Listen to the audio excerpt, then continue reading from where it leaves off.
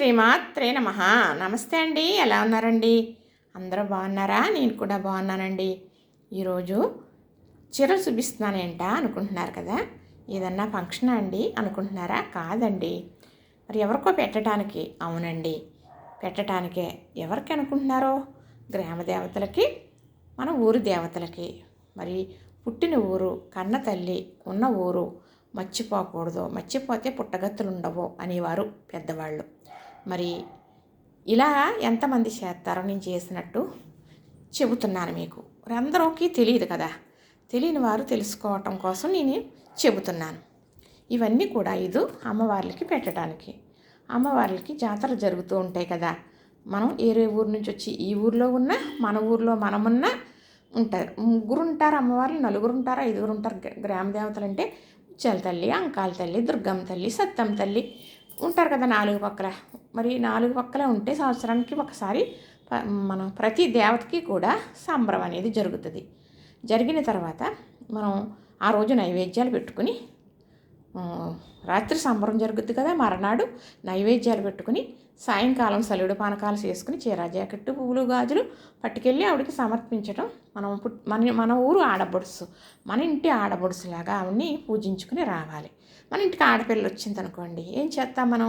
నచ్చిన బట్టలు కొంటాం కదా, చక్కగా సారి పెడతాం కదా, పంపిస్తాం కదా. అలానే మన ఊరి దేవతను కూడా అలా పూజించుకోవాలి. మరి మా ఊరి దేవత, మా వారు పుట్టిన ఊరు అన్నమాట. ఆవిడది జనపెల్లమ్మ తల్లి. ఆవిడకి రేపు సాయంకాలం సోమవారం సంబరం, మంగళవారం సాయంకాలం తీర్థం జరుగుతుంది. అప్పుడు ఆవిడకి పెట్టడానికని. అలానే దుర్గమ్మ తల్లి మేము ఉండే చోట్లో అమలాపురంలో మరి కలవకల్లు దుర్గమ్మ తల్లి పౌర్ణమి పూజకి కూడా చీరలు పెడతారు. సంవత్సరంలో సంబరానికి పెట్టడం ఫీల్ అవ్వకపోతే పౌర్ణమి పూజ తర్వాత దశమికి కూడా మంచి గొప్పగా ఘనంగా పూజలు జరుగుతాయి. అప్పుడు కానీ మరి ఆవిడ పుట్టినరోజు వార్షిక ఉత్సవం అనేది జరుగుతుంది కదా, అప్పుడు కానీ పెడతారనమాట. సంవత్సరానికి ఒకసారి పెడితే సరిపోతుంది దేవతకి. అలాగా పౌర్ణమికి పెడదామని ఆవిడికి. మరి మేము ఉండే వీధిలో గనికమ్మ తల్లి ఉంది. ఆ తల్లికి ఇప్పుడు ఆషాఢం అయిపోతుంది, శ్రావణం వస్తుందనగా ఒక 4 రోజుల్లో ఆవిడకి పుట్టినరోజు జరుగుతుంది. ఆవిడకి వార్షిక ఉత్సవం జరుగుతుంది. ఆవిడకని ఇంకా అలాగా పెట్టడానికని కొన్నాం. మరి దేవుళ్ళకి పెట్టే చీరలో ఏదో చీరలు కొనేస్తూ ఉంటారు కదా. ఎలాంటి చీరలు కొని పెట్టాలనేది చెబుతాను. ఎప్పుడైతే మనం ఉన్న ఊరిలోని, మన పుట్టిన ఊరు, మరి మన అమ్మగారు ఊరిలో కూడా దేవతలు ఉంటారు కదా, వారికి కానీ సంవత్సరానికి ఒకసారి పసుపు కుంకుమ ఇలా చీర జాకెట్టు పెట్టడం అనేది గొప్ప సాంప్రదాయం. అలా చేయడం వల్ల మన ఇంటికి సలవ కోరుతుంది చల్లని తల్లి. పిల్లలు ఉన్నవాళ్ళు తప్పనిసరిగా నైవేద్యం పెట్టి సలివుడు పానకాలు పోసి అమ్మవారికి చీర జాకెట్టు పెట్టేవారండి తప్పనిసరిగా పూర్వం. అయితే ఎంతో సాంప్రదాయం అన్నమాట. పిల్లలు ఉన్నవారు మరి పొంగు సూపదో మరి చల్లని తల్లి సెలవు కోరాలి కదా అనేవారు అన్నమాట. అయితే మనం ఉన్న ఊరు ఇప్పుడు అక్కడ నుంచి ఇక్కడికి వచ్చేసాం మేము, ఎందుకంటే ఇక్కడ పని కాబట్టి. అలాగని మన ఊరు దేవతను మనం వదులుకోకూడదు. మనకు అక్కడ పొలాలు ఉన్నాయి, ఆస్తులు ఉన్నాయి, వదిలేసుకున్నామా? వెళ్ళి చూసుకుని ఆ పంట తెచ్చుకోవటం లేదా? మాకు లేదు కదా కానండి, అసలు చెబుతున్నాను. అలానే మన దేవతను వదులుకోకూడదు, మన దేవతను కూడా చక్కగా పూజించుకోవాలి అనేదే నేను చెప్పేది. ఎందుకంటే సంవత్సరానికి ఒకసారి సంబరం జరుగుతుంది. మనకు తెలియకపోతే తెలుసుకోవటం అంటే ఒక వారం అటు ఇటులో జరగవచ్చు. కొంచెం చేయకుండా టైంలో ఆప్టింగ్ పడుతుంది అన్నమాట. కరెక్ట్గా జరిగిపోవు. ఏదన్నా ఊళ్ళో కొంచెం అడ్డయ్యి ఉంటే ఆ వారం కాకుండా మళ్ళీ వారం జరుగుతుంది. అది తెలుసుకుని మనం తప్పకుండా పాల్గొని ఆవిడకి చక్కగా పసుపు కుంకుమ పెట్టడం అనేది మరి పూర్వం నుంచి వచ్చే సాంప్రదాయం ఇది. అందరూ చేయవలసిందే. ఊరు దేవతకి కానీ మనం ఉండే గ్రామ దేవతకి కానీ. మాకు సుబ్బాల తల్లి గ్రామ దేవత, అలానే ఇదిలో దేవత గనికమ్మ తల్లి, మరి ఇలా కొంచెం ఎడంగా కలవకల్లు దుర్గమ్మ తల్లి ఉంటారు. ముగ్గురికి 3 సార్లు ఉత్సవాలు జరుగుతాయి. చక్కగా వెళ్ళటం, పాల్గొనటం, పూజలు చేయించుకోవటం ఇవన్నీ జరుగుతూ ఉంటాయి. చేసుకోవాలి. ఎప్పుడు కూడా మన ఇంటికి వచ్చిన ఆడపిల్లని ఎలాగైతే మనం గౌరవించుకుని ఏం కావాలో కొని పంపుతామో అలాగే వీళ్ళతో పాటు ఆవిడకి చీర జాకెట్టు పెట్టాలన్నమాట. మన ఇంట్లో ఫంక్షన్ వచ్చిందండి, ఏదో మిచ్చిరి ఫంక్షనే వచ్చిందనుకుందాం. అప్పుడు అదంతా ఆ ఫంక్షన్తో అంతా అయిపోయాక మన గ్రామ దేవతకి చక్కగా చీర జాకెట్టు పసుపు కుంకుమ మనం ఉండే ఊరు ఏరే ఊరు ఉంటే కనుక ఏ ఊర్లో ఉన్నవాళ్ళు ఆ ఊళ్ళో పెట్టుకోవచ్చు.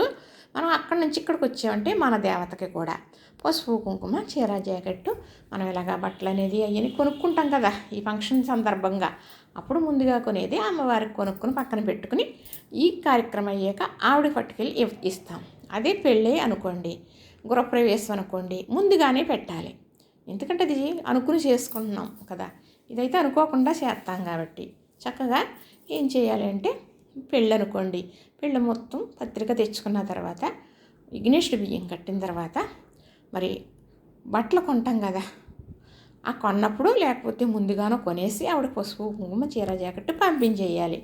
మన ఇంట్లో పెద్దవారు గతించి ఉంటారు కదా, ఆడవారు కానీ మగవారు కానీ, ఇద్దరున్నా ముగ్గురున్నా నలుగురున్నా వారందరికీ కూడా బట్టలు కొనేసి వారి పేరు చెప్పి కూడా పెట్టేసి అప్పుడు ఇంటి పనులు గృహప్రవేశం పనులు కానీ పెళ్లి పనులు కానీ మొదలు పెట్టుకోవాలి. అసలు లెక్క ప్రకారం మా పిల్లల ముగ్గురికి నేను పెళ్ళిళ్ళకి అలానే చేశానండి. పెద్ద గురువర్యులు చెప్పారు. మరి అప్పటి నుంచి అందరికీ చెబుతాను నేను అలాగా చేయాలి. ఎందుకు అంటే ఆడపడుచు ఉందనుకోండి, ఈ సంబరం జరుగుతుంది. మాకు ఇక్కడ ఇది దేవత గనికమ్మ తల్లి.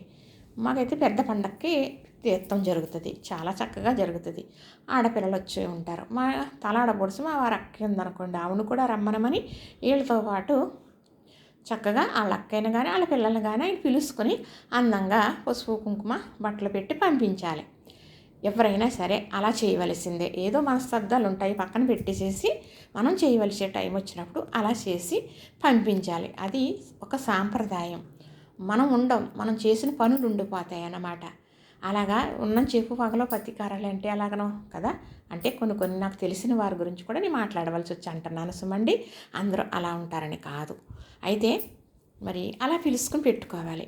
మరి మనం అలా కోపంతో లేకపోతే మనం వాళ్ళ ఇంటికి వెళ్ళాం, మన ఇంటికి రారు కదా. అలాగా 7 సంవత్సరాల దాకా మనం ఆడపడుచుకి బొట్టు పెట్టు జాకెట్ ముక్క కూడా పెట్టి లేమనుకోండి, 7 సంవత్సరాలు అయిపోయిన తర్వాత మనం పెట్టకూడదు, వాళ్ళు పుచ్చుకోకూడదంట. ఒకవేళ పెడితే అనార్థాలు జరుగుతాయంట. అందుకు సంవత్సరం అయ్యేటప్పటికి 2 సంవత్సరాలు అయ్యేటప్పటికి పెద్దవాళ్ళు ఏం చేసేవారంటే మా పెద్దమ్మలాళ్ళు అప్పుడు 4 రేసి 5 రేసి ఇంకా ఎక్కువే ఉండివ్వరండి. ఇద్దరిద్దరినే రమ్మని చక్కగా చీరలండి మాకు నేసేవాళ్ళు ఉన్నారు అక్కడ, వారికి పురమాయించి 2 చీరలు కొనాం. ఒక చీర కొన్నప్పుడు ఒక చీర ఒకరిని రమ్మని వాళ్ళకి పెట్టి పంపించేవారు తెలుసా. మరి ఇలాగా అమ్మవారికి పెడతాం కదా మనం చీరలో. పెట్టినప్పుడు నా వెనకాల నా మేనగాడులు ఉన్నా, మా అమ్మాయిలు ఉన్నా, నాకు తెలిసిన వారు ఉన్నా, వాళ్ళు సరే నేను ఎంతో కొంత ఇచ్చి అమ్మవారికి ఈ చీరలు బాగుంది కదా నేను తీసుకుంటాను, ఈ చీర బాగుంది కదా నేను తీసుకుంటానని వాళ్ళు తీసుకుంటారు. నువ్వు తీసుకోమని మనం చెప్పనవసరం లేదు.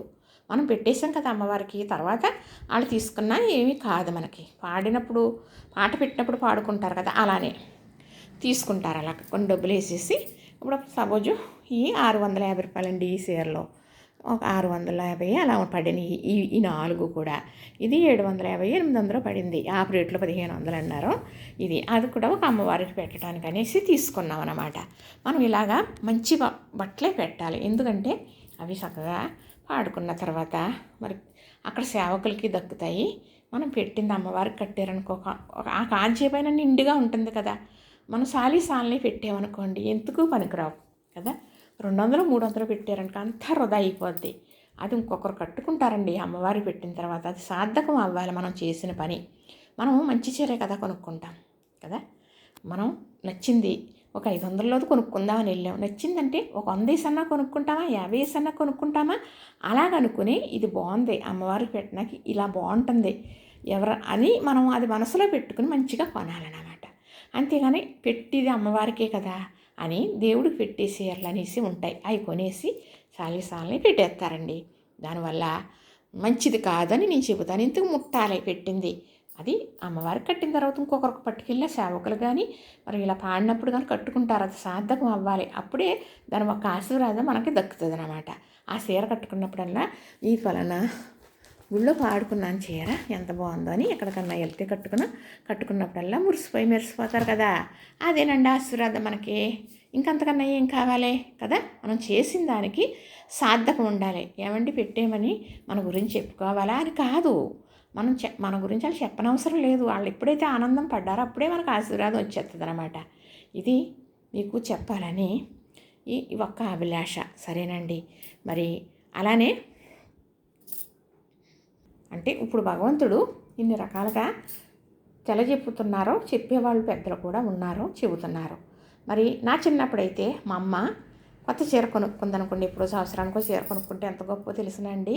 మా నాన్నగారు తెచ్చిన మా అమ్మ ఇలా నేసేవాళ్ళు ఉన్నారన్నాను కదా, తెచ్చిన తర్వాత ఆ దేవుడి దగ్గర ఆ గుడి దగ్గరికి పంపి అక్కడ పెట్టి దండం పెట్టుకుని పట్టుకొచ్చేయమనివ్వరు అన్నమాట. చల్లుడు పానకాల పోసి తెస్తే ఆ చీర కట్టుకునివ్వరు. అమ్మవారికి పెట్టినట్టు దండం పెట్టుకుని భావించుకుని మళ్ళా పల్లాల తల్లి వాలేది, పల్లాల తల్లి సంబరం చేసేవారు. ఆవిడే అత్తయ్య అవుతారు, పెద్ద ఆవిడకి కూడా కట్టుకోమని పంపించేవారు. బొట్టు పెట్టుకుని కట్టుకుని ఆవిడ ఇచ్చేవారు. అలా మా అత్తయ్య కూడా కట్టుకుని ఇచ్చేవారు. అంటే ఎవరన్నా ఉంటారు కదా గతించిన వారు, ఆరు పేరు చెప్పి వీరిని కట్టుకోమని ఆ తర్వాత మళ్ళీ తీసుకున్న వారే కట్టుకునేవారు. ఇప్పుడు పెట్టేసి ఉంచేస్తున్నాం కానీ అలాగా కూడా చేసేవారండి అప్పుడు. మరి అంత సాంప్రదాయంగా నడిచేదని చెబుతున్నాను. మనకి ఎవరైనా పెద్దలు ఉన్నా కూడా సంవత్సరానికి ఒకసారి వారికి మరి తిథులు వస్తూ ఉంటాయి కదా, అప్పుడు కానీ అలా కాకుండా పెద్ద పండగ రోజు కానీ మనం తప్పనిసరిగా వాళ్ళని సరించుకుని పెట్టాలి. మనం ఈదులో దేవతకి చెప్పాను, ఇంట్లో మన ఊరి దేవతకి చెప్పాను, మా గ్రామ దేవతకి చెప్పాను కదా. మా గ్రామ దేవత సుబ్బాల తల్లి, ఈదులో దేవత గనుకమ్మ తల్లి, మా ఊరి దేవత మరి జనిపెల్లమ్మ తల్లి, మరి ఇంట్లో దేవత ఇష్టదైవం ఒక ఉంటారు కదా, ఆరికి కూడా మనం పండగలప్పుడు కొనుక్కుంటాం కదా. అది ఒక ప్లేట్లో పెట్టి తాంబూలం పెట్టి, అమ్మ ఈ చీర జాకెట్టు నీకు సమర్పిస్తున్నాను, ఆరగించి తల్లి, ఇది నాకు నువ్వు ఇచ్చేవనుకుని పసుపు కుంకుమ తీసుకుంటానని అప్పుడు ఆ చీర మనం కట్టుకోవాలి. లేదా మనం ఆడపడుచులకు కూడా పెట్టవచ్చు. మన ఇంట్లో దేవతకు పెట్టింది కూడా ఆడపడుచులకు కొని అమ్మకు పెట్టి కూడా పెట్టవచ్చు అనమాట. దేవుడికి సమర్పించకుండా కొత్త బట్ట కూడా కట్టుకునేవారు కాదండి పూర్వం. ఇది నాకు తెలుసు. చక్కగా ప్రతి ఒక్కరు కూడా ఊరి దేవతకి సంబరం జరిగినప్పుడు నైవేద్యం పెట్టుకుని సలివిడి పానకాలు పోసి ఆవిడకి చీర జాకెట్టు పసుపు కుంకుమ గాజులు పువ్వులు సమర్పించుకోవటం అనేది గొప్ప సాంప్రదాయం అని నాకు తెలిసిన విషయం మీకు చెప్పాలని ఈరోజు ఈ వీడియో చేశానండి. మీకు నచ్చే ఉంటుందని అనుకుంటున్నాను. నేను సంవత్సరానికి ఒకసారి కాదు కానండి, అప్పుడప్పుడు గుర్తుకొచ్చినప్పుడు సంవత్సరం అంటే అవ్వకపోవచ్చు, కానీ నాకు ఏమైనా ఇంట్లో ఫంక్షన్లు ఉన్నప్పుడు తప్పకుండా పెట్టుకుంటానండి అమ్మవార్లకి. అలాగే బాబు మనవడు పుట్టాడు, మనవడితో నాకు ఆర్డర్లు వచ్చినప్పుడు అలాగే మరి బ్యాగడి చీరలు తెచ్చుకుని అమ్మవార్లకి అందరికీ సమర్పించుకున్నాను. మా అక్క వాళ్ళ ఇంటి దగ్గర ముత్యాల తల్లి ఉంటుంది, చాలా స్వచ్ఛమైన తల్లి అనమాట. వెళ్ళి దండం పెట్టుకున్నానంటే మనశ్శాంతి కలుగుతుంది. ఆవిడకి ఎప్పుడూ పెడతాను. మరి మొన్న అయితే ఆవిడకి చక్కగా పైన శిఖరంగా పెట్టారని చెప్పి అప్పుడు చీర జాకెట్టు పసుపు కుంకుమ సమర్పించుకుని వచ్చారండి. ఇప్పుడు ఈ 5 చీరలు ఉన్నాయి కదా, 5 దేవతలు పెట్టిన తర్వాత మళ్ళీ ఇంకా దేవతలు 4 దిగడిపోయారు. వారికి కూడా తెచ్చి వారికి కూడా మళ్ళీ అలాగే పెట్టుకోవడం జరుగుతుందండి. ఇలా చేసుకోవటం మనకు శుభదాయకం, చూసిన వారికి కూడా శుభదాయకం. మీరు కూడా మీ గ్రామ దేవత ఉంటే తప్పకుండా మీ ఇంటి ఆడబడుసులాగా పూజించుకుంటారని, మరి ఉన్న ఊరిని కన్న తల్లిని మరి అలాగే మన పుట్టిన ఊరిని మర్చిపోకుండా మనం గుర్తు చేసుకుని మన ఒక్క సాంప్రదాయాన్ని అందరం నిలబెట్టాలని మనసారా కోరుకుంటున్నానండి. లైక్ చేయండి, షేర్ చేయండి, సబ్స్క్రైబ్ చేయండి.